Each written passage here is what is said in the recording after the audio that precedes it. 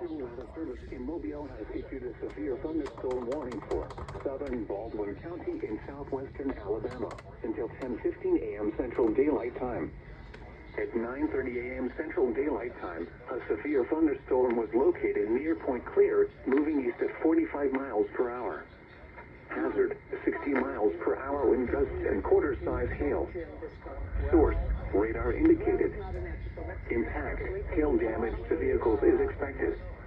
Expect wind damage to roofs, siding, and trees. Locations impacted include Fairhope, Foley, Robertsdale, Point Clear, Magnolia Springs, Summerdale, Silver Hill, and Alberta.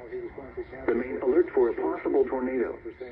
Tornadoes can develop quickly from severe thunderstorms. If you spot a tornado, go at once into the basement or small central room in a sturdy structure.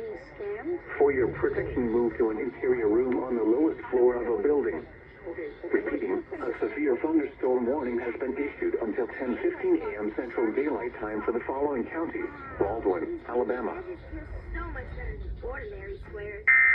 Now, it's cushion. Whoa, Charmin is so much